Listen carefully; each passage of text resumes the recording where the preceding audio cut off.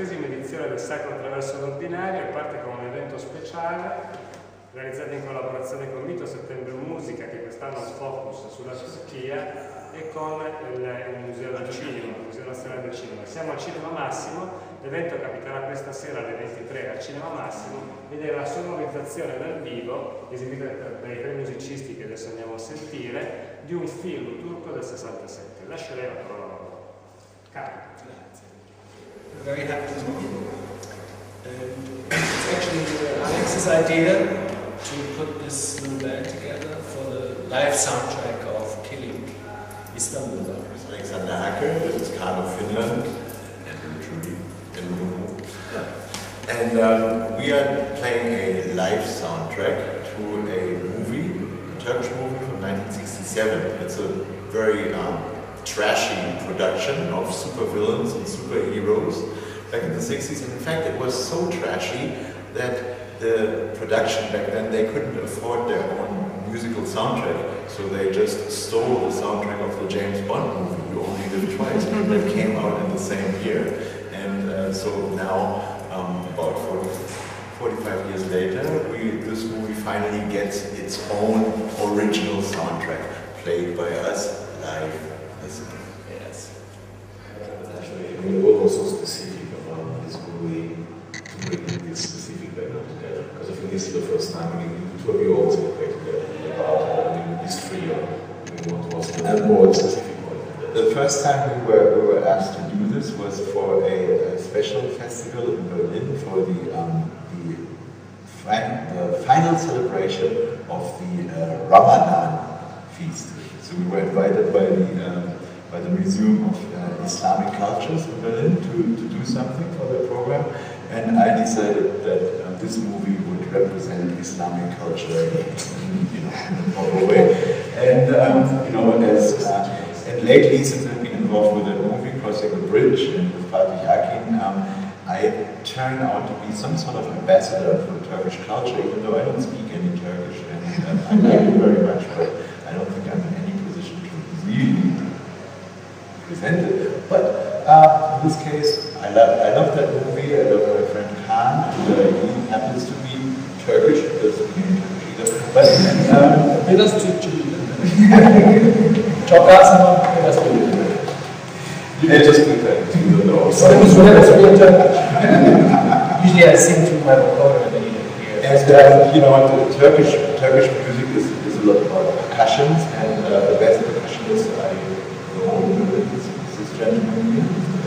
Thank you. So I thought I got some proper colleagues involved in the production. Istanbul, to start with, is a giant city. It's like about 20 million people that live there, and in comparison to many other giant cities in the world, the way people live with each other is extraordinary. There's hundreds of different ethnic groups, and they actually get along. Also, music in Istanbul is very important. People in Istanbul actually still go out and buy records, bootlegs on the street, or there's still many music stores, musical instrument stores, and music in general in Turkey is very much higher rated than it is anywhere in the West for sure. And also it's a very young city. So Istanbul is, I think it's 2/3 of people under 30 years, so it's a good place for nightlife, food culture, and there's all kinds of different music. I think a funny thing in Turkey and music is that music really unites the whole family in Turkey. I mean, it's like if you have a certain beat going on, I mean, the whole family stands up. Not only the kids that like pop music, it's like, I mean, the grandmother gets up, everybody gets up, everybody loves dancing. You just need to put the right beat on and you have a party. And also another thing is the great sense of solidarity that I found there among musicians or people that are involved with music. When we did the research for the movie, usually if you do research for something, people would only recommend the stuff out of their own company. But there, people would say like, oh, you should try this, you should try meet these people, you should go contact these people, even though they were not connected. And I think, maybe I'm wrong, maybe I'm overestimating it, but I think there is less competition